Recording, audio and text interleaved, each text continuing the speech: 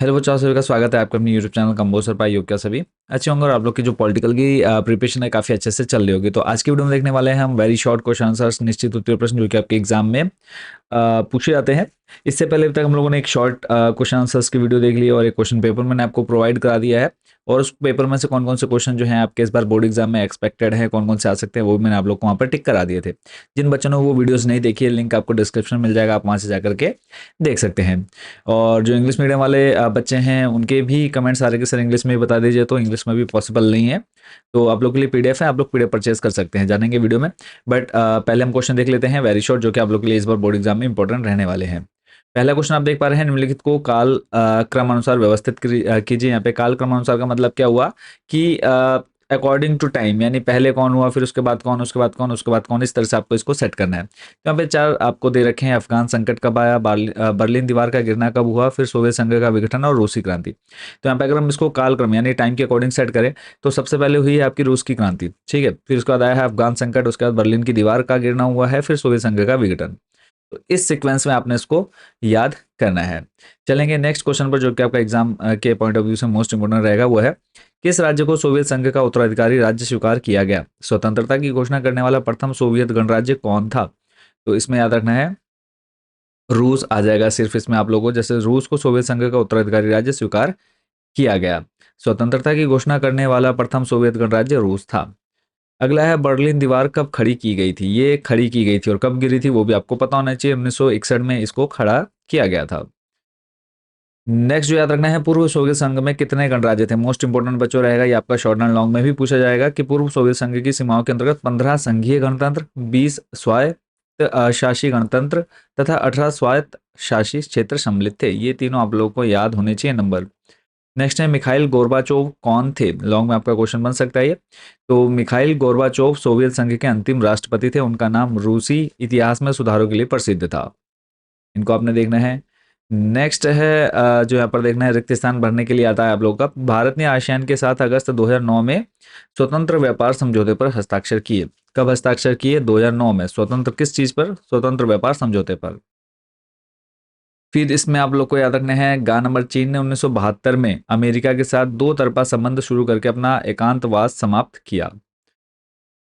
कहाँ नंबर है? मार्शल योजना के प्रभाव से 1948 में यूरोपीय आर्थिक सहयोग संगठन की स्थापना हुई। अड़ा नंबर है, 1949 में चीन में साम्यवादी क्रांति माओ के नेतृत्व में उत्पन्न हुई। तो ये ईयर भी आप लोगों ने याद रखना है। दो बाल्टिक गणराज्यों के नाम आपको बताने हैं, एस्टोनिया और लाटविया। एस्टोनिया और लाटविया। अगला है, 1978 में चीन में आर्थिक सुधारों और खुले द्वार की नीति की घोषणा किसने की थी? तो याद रखना है, मोस्ट इंपोर्टेंट रहेगा, दिसंबर 1978 1978 में देंग श्याओपिंग ने खुले द्वार की नीति चलाई। फिर ये यूरोपीय संघ के झंडे में कितने सितारे हैं?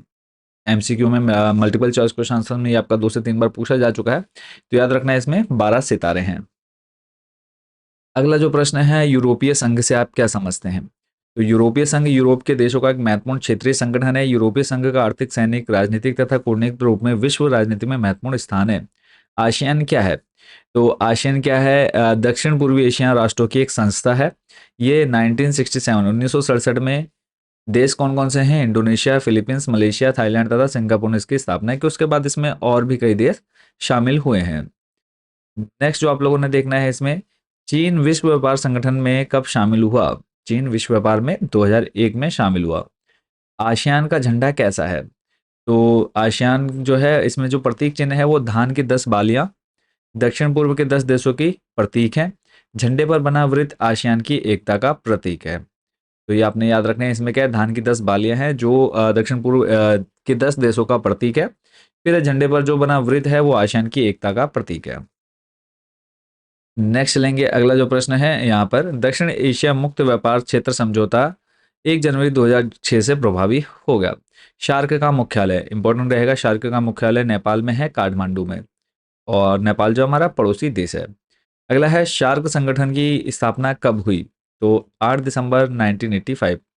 ठीक है, 8 दिसंबर 1985 इसको याद रखना है, शार्क। और इसमें जो बांग्लादेश की राजधानी ढाका में हुई थी। ठीक है, इसकी स्थापना कहाँ हुई? बांग्लादेश की राजधानी ढाका में हुई।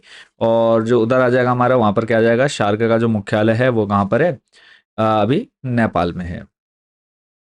नेक्स्ट आपने जो देखना है, सार्क संगठन के 2 सदस्य देशों के नाम बताने हैं, तो भारत और बांग्लादेश आप लोगों को लिख देना है, वैसे जितने भी। फिर है, लिट्टे की क्या माँग थी तथा श्रीलंका के किस हिस्से पर इसका नियंत्रण था? एलटीटीई लिट्टे की अलग तमिल राज्य की माँग थी, श्रीलंका के जाफना क्षेत्र में इसका नियंत्रण था। जाफना, ये मोस्ट इंपोर्टेंट रहेगा, जाफना नाम आप लोगों ने याद रखना है। अगला है, संयुक्त राष्ट्र संघ का मुख्य उद्देश्य क्या है? तो इसका है सिंपली शांति स्थापना करना। फिर उसके बाद जो आप लोगों ने देखना है, गा नंबर, संयुक्त राष्ट्र संघ की सुरक्षा परिषद में 5 स्थायी जिनके पास वीटो पावर है और 10 अस्थायी सदस्य, और जो 10 ये अस्थायी सदस्य हैं ये क्या है, हर 2 साल में हर बदलते रहते हैं, चेंज होते रहते हैं। नेक्स्ट है, अगला जो प्रश्न है आपको देखना है, विश्व बैंक की स्थापना, वर्ल्ड बैंक, विश्व बैंक की स्थापना किस वर्ष हुई? 1944 में, 1944 में हुई। फिर है अगला, उसके बाद चलेंगे नेक्स्ट इंपॉर्टेंट क्वेश्चन पर, संयुक्त राष्ट्र संघ की स्थापना कब हुई? तो ये आ जाएगा 1945, 1944 में क्या हुआ? विश्व बैंक की स्थापना हुई, और यहाँ पे राष्ट्र संघ की स्थापना 1945 में हुई। फिर चलेंगे अगले प्रश्न की तरफ। नेक्स्ट जो हमारा इंपॉर्टेंट क्वेश्चन है कि देखो, जितने भी मैं आपको बता रहा हूँ इन्हीं में से आपके कल एग्जाम में क्वेश्चन बनने वाले हैं। फिर है, एमनेस्टी इंटरनेशनल क्या है? तो ये क्या है? एक मानवाधिकार संस्था है। संयुक्त राष्ट्र संघ की परिषद में, ये हमने पहले ही देख लिया, 5 स्थायी सदस्य जिनके पास वीटो पावर है। एनपीटी, एनपीटी का पूरा नाम बताना है, तो नॉन, यहाँ पे आ जाएगा प्रो लिबरेशन ट्रीटी। ठीक है, इसको आपने याद रख लेना है। नेक्स्ट चलेंगे, भारत ने किस वर्ष अपना पहला परमाणु परीक्षण किया? 1974 में, मोस्ट इंपोर्टेंट रहेगा 1974 में, और 1975 में इमरजेंसी आपातकाल की घोषणा की गई थी। फिर है परमाणु अप्रसार संधि, ये जो आपने ऊपर देखा ना एनपीटी, जो इंग्लिश में लिखा है उसी को हम हिंदी में बोलेंगे परमाणु अप्रसार संधि। इस पर 1968, 1968 पर हस्ताक्षर करने वाले किन्हीं 4 देशों के नाम लिखिए? तो अमेरिका, रूस, ब्रिटेन व फ्रांस। फिर है रासायनिक हथियार संधि, सीडब्ल्यूसी पर किस वर्ष हस्ताक्षर हुए? तो इसको आपने याद रखना है 1992। और फिर इसको जो बनकर के तैयार हुआ, ड्राफ्ट बनकर, वो हुआ 3 सितंबर 1992। और इसी 1992 में आपका पृथ्वी सम्मेलन हुआ, किस देश में? अ, जगह का नाम था रियोडी जेनेरो, और ये जो रियोडी जेनेरो है वो कौन सा देश है? ठीक है, किस देश में है रियोडी जेनेरो, वो आप लोगों ने कमेंट बॉक्स में बताना है। अभी दिमाग से निकल गया, आउट हो गया। तो 1992 में एक पृथ्वी सम्मेलन भी हुआ था। और उसके बाद ये आप लोगों ने जो डेट है ना वो ईयरली अकॉर्डिंग याद करनी है कि पहले क्या हुआ, फिर उसके बाद इस तरह से आप लोगों ने इसको याद करना है। निशस्त्रीकरण का अर्थ स्पष्ट कीजिए? तो निशस्त्रीकरण संपूर्ण अंतर्राष्ट्रीय राजनीति में सशस्त्र संघर्ष के स्थान पर समस्याओं को शांतिपूर्ण, यानी लड़ाई झगड़ा ना करा करके सिंपल शांतिपूर्वक सारी जो है शांतिपूर्वक ढंग से आपसी सद्विश्वास, या फिर सीधा अभी गाँव में क्या होता है, नॉर्मली लड़ाई झगड़ा नहीं होता, पंचायत बैठा देते हैं, जो भी मारपीट होती है वो शांति से निपट जाती है। तो ठीक उसी तरह से निशस्त्रीकरण का अर्थ यहाँ आप लोग बना करके लग सकते हैं। अगला है, परमाणु अप्रसार संधि क्या है? तो अभी इसकी फुल फॉर्म देखिए हमने, एनपीटी शॉर्ट फॉर्म। तो इसमें क्या है, एनपीटी एक अर्थ में अस्त्र नियंत्रण संधि ही थी। अस्त्र नियंत्रण यानी कोई भी अ, अस्त्र शस्त्रों का उपयोग नहीं करेगा। अगर कभी भी लड़ाई झगड़ा हो जाता है या कभी कुछ भी हो जाता है तो वहां पर क्या है, परमाणु हथियारों को उपयोग नहीं किया जाएगा। इस पर 1968, 1968 में हस्ताक्षर किए गए। विश्वास बहाली के उपाय से क्या तात्पर्य है? तो विश्वास बहाली के उपाय से आशय है, सैन्य टकराव और प्रतिद्वंद्विता वाले देश सूचनाओं तथा विचारों के नियमित आदान प्रदान का फैसला करते हैं। अगला है, आईएईए की स्थापना के 2 मुख्य कारण लिखिए? तो संपोषित विकास हेतु परमाणु तकनीक का विकास करना, दूसरा है परमाणु ऊर्जा का सभी देशों में विकास करना। आगे बढ़ने से पहले बात कर लेते हैं कि जो बच्चे इंपॉर्टेंट क्वेश्चन की पीडीएफ लेना चाहते हैं कैसे ले सकते हैं। तो सिंपली हमारा ये व्हाट्सएप नंबर आपके सामने है। और बात करें देखो पीडीएफ की, तो टोटल 3 पीडीएफ हैं जिसमें आपकी हिंदी मीडियम, इंग्लिश मीडियम दोनों अवेलेबल है। ठीक है, तो 3 पीडीएफ मात्र आप 80 रुपये में परचेज कर सकते हैं, 80 रुपीज़ में। इस नंबर पर सिंपली आपने मैसेज करना है, आपने अपनी क्लास, सब्जेक्ट और मीडियम, ये 3 चीज़ें बतानी है। हम आपको एक क्यूआर कोड सेंड कर दें तो उस पर जैसे ही पेमेंट करते हैं पीडीएफ डायरेक्ट आपके व्हाट्सएप नंबर पर भेज दी जाएगी, या फिर आप हमारी वेबसाइट विजिट कर सकते हैं कंबोज सर। उसके बाद नेक्स्ट हम होम पेज पर आ जाएंगे टॉप 30 क्वेश्चंस वाले ऑप्शन में, और यहाँ पे आने के बाद क्लास सिलेक्ट कर लेनी है। क्लास सिलेक्ट करने के बाद नेक्स्ट आपने राजनीति पॉलिटिकल सिलेक्ट कर लेना है। यहाँ से आप हिंदी मीडियम, इंग्लिश मीडियम का ऑप्शन सिलेक्ट करेंगे। फिर आप उस पर क्लिक करके ऐड टू कार्ट करके पीडीएफ परचेज कर सकते हैं। पेमेंट होते ही आपको डाउनलोड का ऑप्शन मिल जाता है। नेक्स्ट है 1997, क्योटो प्रोटोकॉल पर कितने देशों ने हस्ताक्षर किए? तो वर्ष 2012 तक 1997 के क्योटो प्रोटोकॉल पर 192 देशों ने, 192 जो कंट्रीज हैं, इन्होंने क्या कर दिए, हस्ताक्षर किए। भारत ने कब किया, तो 2002 में। रियो सम्मेलन की सिफारिशों को किस नाम से जाना जाता है, एजेंडा 21 के नाम से जाना जाता है। फिर है डब्ल्यू विश्व व्यापार संगठन की स्थापना, वर्ल्ड ट्रेड ऑर्गेनाइजेशन की स्थापना किस वर्ष हुई, तो 1994 में। फिर उसके बाद है भारत में किस वर्ष वैश्वीकरण तीव्र हुआ, तो 1991 में। नेक्स्ट देखना है ट्रस्ट विद डेस्टिनी नाम के प्रसिद्ध भाषण के साथ किस नेता का नाम जुड़ा है, तो पंडित जवाहरलाल नेहरू। सीमांत गांधी इंपॉर्टेंट रहेगा। खान अब्दुल गफ्फार खां को भारत के प्रथम गृह मंत्री कौन थे, तो सरदार वल्लभ भाई पटेल। भारत में प्रथम आम चुनाव, सामान्य जो आप चुनाव हुए भारत आजाद होने के बाद, आजादी के बाद, 1952। 1977 के चुनाव के बाद किसे प्रधानमंत्री बनाया गया, ये जो है मिली जुली सरकार बनी थी, इसमें अगर आप लोगों ने पढ़ा होगा, क्योंकि 75 जो इमरजेंसी लगी थी उसके बाद जो कांग्रेस का था वो थोड़ा सा वहां पर समर्थन खो दिया था, या फिर विश्वास खो दिया था उस 1975 की इमरजेंसी के कारण। इसलिए 1977 में पूर्ण बहुमत नहीं मिल पा रहा है कांग्रेस को, जिसकी वजह से मिली जुली सरकार बनी और मोरारजी देसाई इनके प्रधानमंत्री बने। अगला है नेक्स्ट, नेहरू मंत्रिमंडल के उस मंत्री का नाम बताइए जिन्होंने रेल मंत्री के रूप में एक बड़ी रेल दुर्घटना की नैतिक जिम्मेदारी स्वीकार करते हुए इस्तीफा दिया था, लाल बहादुर शास्त्री। आजकल देखने को नहीं मिलता ये सब। भारत के पहले आप चुनाव का क्या परिणाम रहा, तो इसमें कांग्रेस पार्टी को बहुमत प्राप्त हुआ। कांग्रेस पार्टी का गठन कब हुआ, कब बनाएगी कांग्रेस पार्टी, तो याद रखना है 1885 1885 में। और वहीं पर बीजेपी की अगर हम बात करें तो बीजेपी बनी आप लोग की 1980 में, ठीक है, 1980 में। राजग का पूरा नाम लिखिए, तो राष्ट्रीय जनतांत्रिक गठबंधन। चलेंगे नेक्स्ट क्वेश्चन पर। अगला जो है पहले आम चुनाव में कौन सी पार्टी सबसे बड़ी विपक्षी पार्टी के रूप में निकल करके आई, भारतीय कम्युनिस्ट पार्टी। इसको दूसरे स्थान मिला, इसे कुल 16 स्थान प्राप्त हुए थे। इस प्रकार सबसे बड़ी विपक्षी पार्टी भारतीय कम्युनिस्ट पार्टी रही। अगला है कांग्रेस सोशलिस्ट पार्टी के संस्थापक कौन थे, तो आचार्य नरेंद्र देव, आचार्य नरेंद्र देव। भारतीय जनसंघ की स्थापना कब हुई, तो इसमें आ जाएगा भारतीय जनसंघ की स्थापना 1951 में। उसके संस्थापक श्यामा प्रसाद मुखर्जी थे। इंपॉर्टेंट क्वेश्चन रहेगा। फिर श्यामा प्रसाद मुखर्जी के बारे में आप क्या जानते हैं, तो ये स्वतंत्रता के पश्चात नेहरू जी के प्रथम मंत्रिमंडल में ये मंत्री रहे हैं। नेक्स्ट है इसको आप लोगों ने देख लेना है, इंपॉर्टेंट नहीं रहेगा ये। अगला है भारतीय राजनीति में स्वतंत्र पार्टी की क्या भूमिका थी, तो 1959 में स्वतंत्र पार्टी अस्तित्व में आई। इसका नेतृत्व सी राजगोपालचारी के एम मुंशी, एन जी रंगा और मीनू मासानी जैसे पुराने कांग्रेसी नेता कर रहे थे। स्वतंत्र पार्टी कृषि में जमीन की हदबंदी, सहकारी कृषि और खाद्यान्न के व्यापार पर सरकारी नियंत्रण के विरुद्ध थी। चलेंगे नेक्स्ट क्वेश्चन पर। ऑपरेशन फ्लड किससे संबंधित है, दूध से संबंधित है। फिर आ जाता है किन्हीं दो इस्पात कारखानों के नाम, तो भिलाई इस्पात कारखाना, बोकारो इस्पात कारखाना। उसके बाद फिर आप लोगों ने देखना है बॉम्बे प्लान क्या है, तो 1944 में उद्योगपतियों का एक समूह एकजुट हुआ। इस समूह ने देश में नियोजित अर्थव्यवस्था चलाने का एक संयुक्त प्रस्ताव तैयार किया, इसे ही बॉम्बे प्लान कहा जाता है।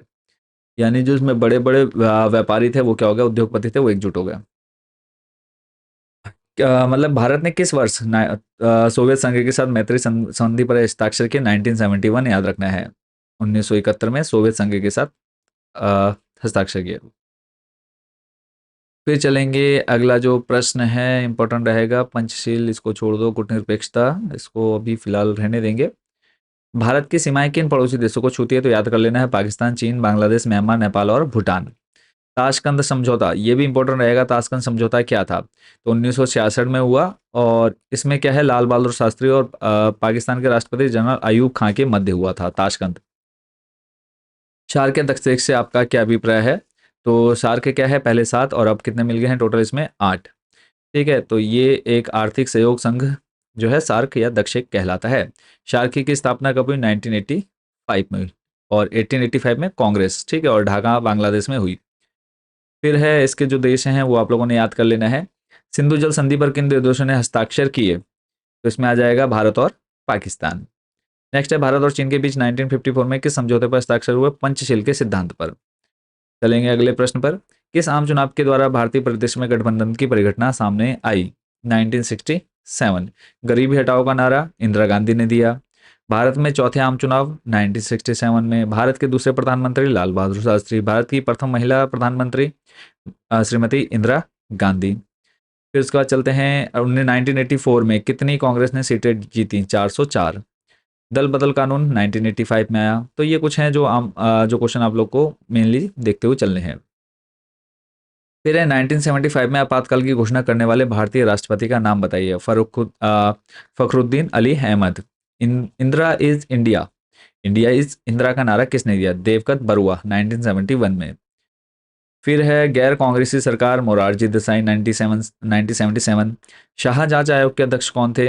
इसमें आ जाएगा JC शाह। फिर उसके बाद है लोकसभा चुनाव को 1975 में किसने अवैध करार दिया? तो लोकसभा जो चुनाव हुए थे 12 जून सन 1975 के दिन इलाहाबाद उच्च न्यायालय के न्यायाधीश जगमोहन लाल सिन्हा ने एक फैसला सुनाया। इस फैसले में उन्होंने लोकसभा के लिए इंदिरा गांधी के निर्वाचन को अवैधानिक करार दिया था।